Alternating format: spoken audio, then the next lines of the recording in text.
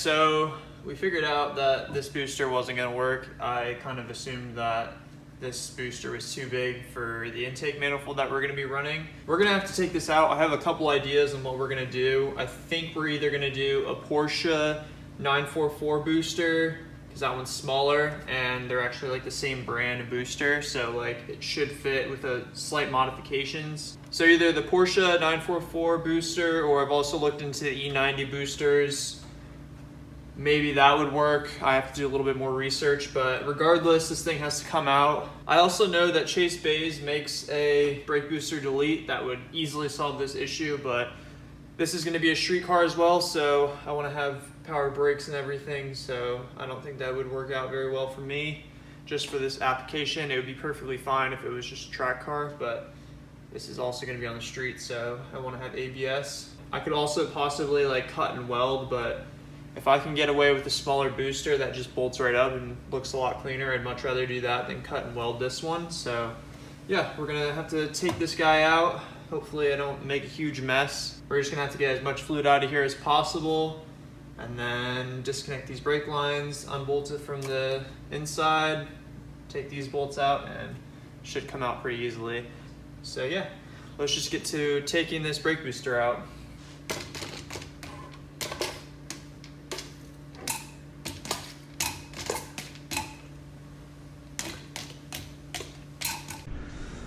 Alright, so we actually had to remove all the brake lines to the ABS module.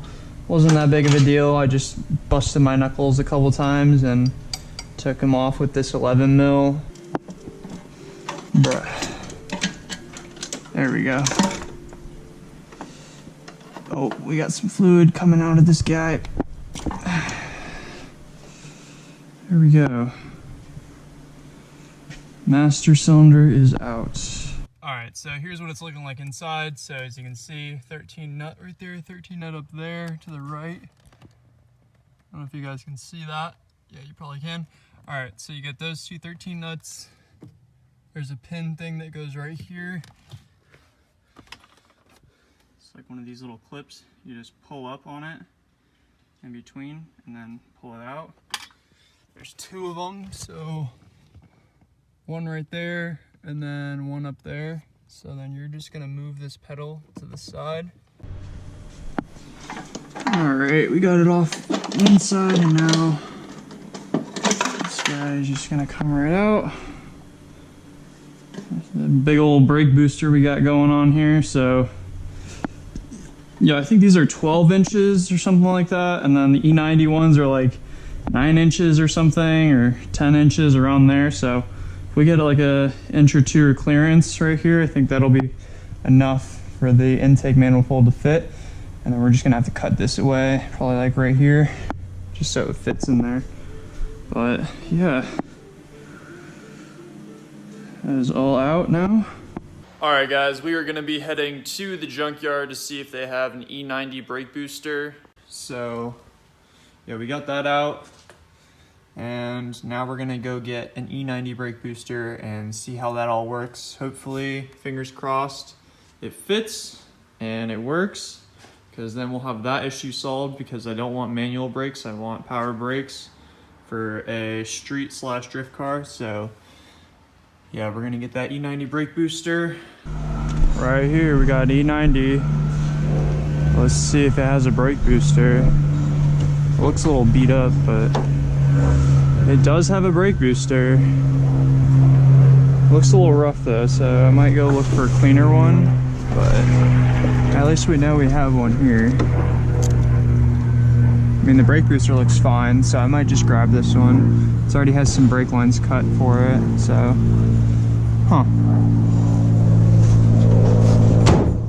Throwback to this thing, E60 life. We got a nice little RX-8 here.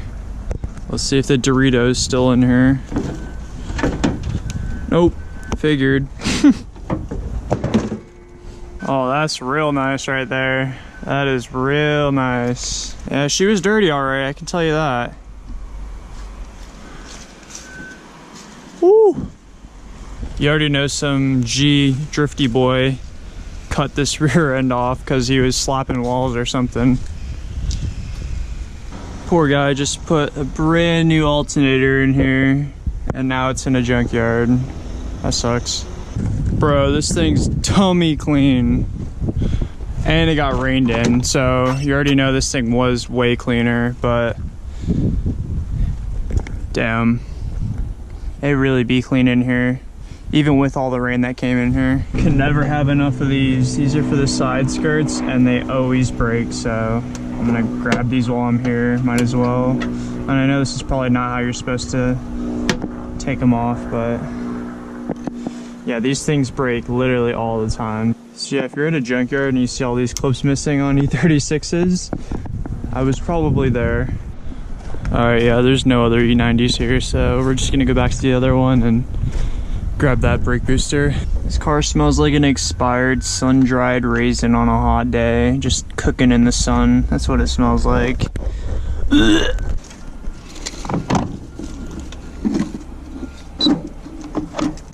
Oh, that's a big old spider right there. Oh yeah, this thing will clean up just nice. Yeah, it's looking real nice. We're good. Oh yeah, the E90 Brake Booster is a lot smaller, as you can tell. This one's a lot more compact than this one.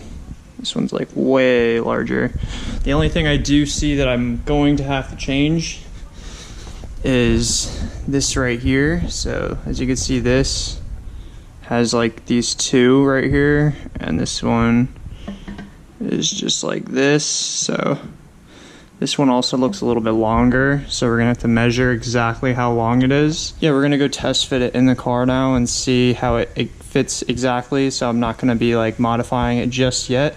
Just make sure it all fits properly, and if it does and it works, then we will get to welding the rod right here. As you can see, it's 2-prong, so that's not gonna work with this pedal.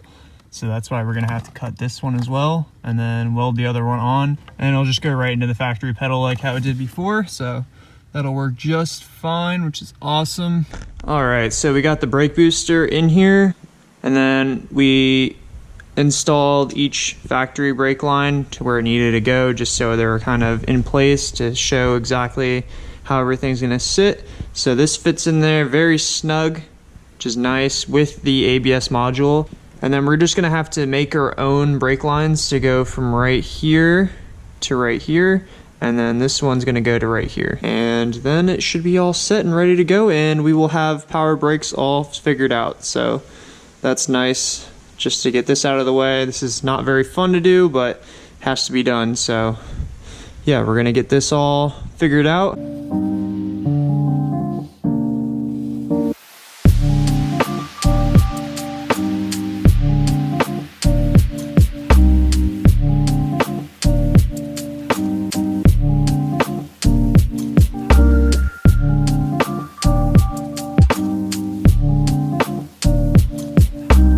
Alright guys, so you just saw that I cut up the factory brake hose from the E46. They look like they were perfect fitment wise, right where I cut them, and they actually ended up being perfect fitment. So as you can see, this is how we're gonna have them run. I'm gonna have to bend this a little bit more just to get it to fit in there. All I really did was to bend it is you just put your finger around it so you don't kink the hose, and you can easily bend it. Same with this one. This one's perfect as far as size and everything goes with the bends and everything. I like that it's still the factory color and everything, so that's what we were going for, and that's gonna be perfect. So all we have to do, we're gonna cut these fittings off of this one just so we can use the fittings, so I don't have to go buy some and go to the store. And then we're gonna reflare the ends that I cut right there. So let me see, yeah, they're both the same size, so that's good. So now we're just gonna cut these fittings off so we don't have to go to the store and buy more. And yeah, this should be all set and ready to go as far as plumbing goes for the brake lines, so that's awesome. And then we're gonna have to cut the rod off of the brake booster, and then cut the rod off of that brake booster. Look at that beautiful flare we got there. Pretty proud of that. Beautiful bubble flare. That should not leak whatsoever. All right, so this one's all finished, looking very clean. I like that it's just small and straight to it, no real kinks or anything. So that one's all finished. I think it turned out great. And now we're just gonna have to do this one right here, which is gonna go right to here. And our brake lines are all figured out. That's what it should look like, nice and flat. Nice little bubble, just like this side. So that should not leak. We should be perfectly good with that. All right, guys, we got both brake lines in. They look very, very good. I'm really happy with how they turned out. I think they look amazing. They're just really clean. I like the bends in them and everything. They're just not too bulky and stuff. They kind of stay within these brake lines. They all look the same because I used the factory brake line. So I think that looks amazing. Besides this whole thing coming out, brake clean kind of got on this and it ate away at the paint. This was already like that. Brake clean kind of just got at it, which is really annoying. So I'm gonna have to figure out, maybe I can just respray it or something, I don't know. But the good thing is a shield's gonna kind of guard this area, so you're really only gonna see the master cylinder. So yeah, I'm not too worried about that really. But yeah, it's looking really, really nice. Now we will have this whole brake issue solved. So that's another step forward. And then we can start working on like power steering and my coolant lines with the heater core. I gotta work on that as well. And then we're gonna have to do the coolant lines for the turbo. So that's another thing. There's a lot more to do, but slowly but surely we are getting there, which is nice. Finally have this whole brake booster issue solved, so I'm very happy with that. Then we're just gonna have to raise this engine and see what we have as far as clearance issues go. But another thing that I noticed is I completely forgot that I have this under tray from the factory M. See, that's one pro having an M3 is they have this aluminum under tray to guard the oil pan, so I don't have to make anything, so that's sick. I'm happy with that. So hopefully when I raise the engine, it'll be able to be bolted up in the rear as well. So that's one thing. As you can see down there, it's hitting. And another thing I noticed was right here, it is awfully close. So when I raise this, it should solve all those clearance issues. We definitely have enough space up here, which is good. The only thing is, I'm for sure gonna have to hammer this up. Same on this side. You're gonna have to hammer this away a little bit because that's where the starter goes. So I have to hammer this way, hammer this up probably, because this isn't gonna clear anymore when it's raised a little bit.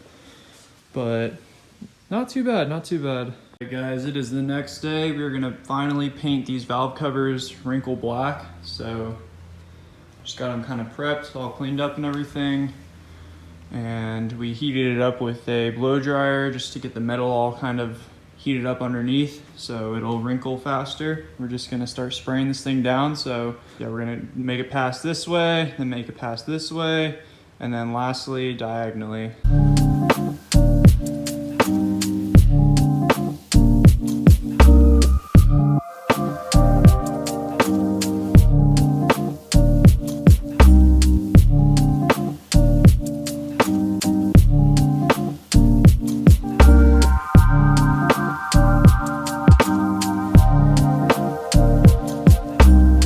Yeah, this is dry to the touch right now and it's not looking very good, unfortunately. It's still kind of like splotchy in areas, which is really annoying. So I'm going to just go, I looked it up, I'm gonna have to grab a heat gun and respray. I'm gonna do like a heavy coat over it and then use the heat gun to get everything, and it should look a lot better, so hopefully. Fingers crossed. Fuck, man. So yeah guys, it'd be like that. We are going to be stripping this paint and redoing it because I did not like how it was turning out. As you can see, it was really like tiger stripey and it just wasn't turning out right, and I think that's because I didn't use a heat gun. So we're gonna completely take all this paint off while it's still kind of wet with acetone, and yeah, get it to repainting it.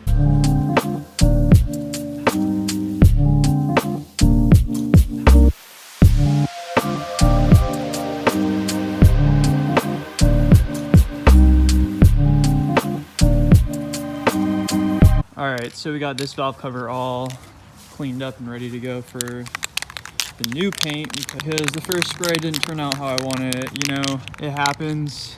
I'm kind of a perfectionist, so I just want this to look very, very good. So we're gonna respray this thing. We're gonna also respray the other one. So I'm gonna do, what I learned is I have to do a little bit wetter of a coat, and then I got a heat gun because the hairdryer wasn't heating it up enough, so that's the main thing. Always do your research before you do things, guys.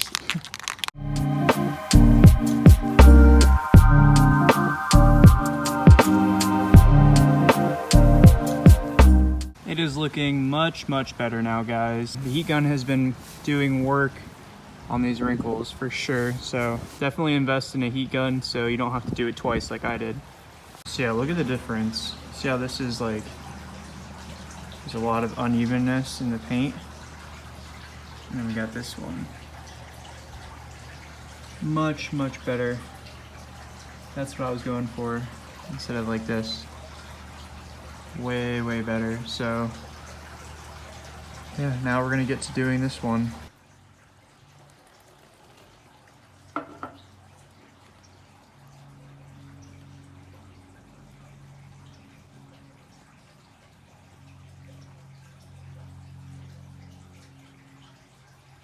All right, guys, another thing we're gonna do is we're gonna bring this to the machine shop real quick.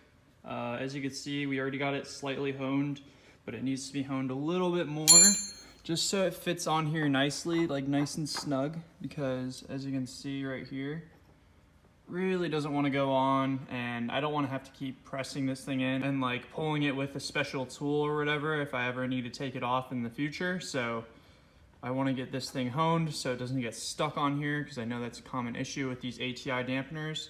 So we're gonna get this thing honed. All right, so we got the inside honed. Looking nice. So hopefully this thing should just go on with not as much force.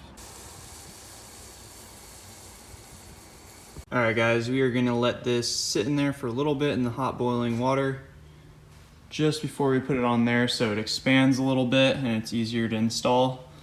We did get it honed though, so it should be a little bit easier to go on. There wasn't a lot of material that was removed because it still needs to be a nice snug fit, but I just didn't want it to get like stuck on there if I ever had to take it off or whatever. So yeah, we got this thing sitting in here, and then we're gonna have to put this on right here on the back before we hammer it on. I'm gonna hammer it on with this socket. It should be just fine. It's just like the perfect size for it. I also got an OEM cover from Toyota, so there's the part number if you guys need one. Just wanted it to look fresh because most of these things are just covered in oil and really grimy looking, so wanted it to look all fresh. And then our top piece should come in today, and then we're also getting a clear cover that's coming in the mail, so then we will have all this ready to go with the dampener, and we can move on to other stuff that we need to address with this engine. All right, guys, we are ready to install the dampener. So let's pull it out of the boiling water. So we're gonna just dry it off a little bit, not touch it because it is very, very toasty. Set it on there like so. Get a nice little push in there. Lightly start tapping it. Yeah, it looks like it's going in pretty well.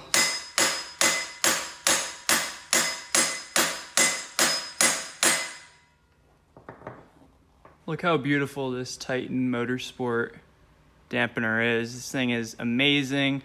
It's gonna keep all the harmonics in balance when I'm revving this engine. So I really wanted to go with one of these because I know that the factory ones, they split and they have issues. So I didn't want to deal with that at all. So that's why I just bit the bullet, bought this thing. Pretty expensive, but it'll definitely be worth it. So on here, you can see TDC. So you just gotta, I put my engine in top dead center, and Yep, we're just gonna line it up. There we go. All right, we got the dampener on. It looks very, very, very nice. It's a nice little touch up to the engine as far as aesthetics. And it'll really, really dampen the vibrations from the engine. So that'll be awesome. It'll make it just nice and smooth when it's in the revs. But yeah, it's all ready to go. It's all in place. All right, guys, we are going to stop the video there. We got a lot done. Finally, the car has brakes, which is awesome because that was like a big issue that I was trying to figure out what I would have to do. So I'm really happy that the E90 Brake Booster fit in there so nicely. It's like it was meant to be.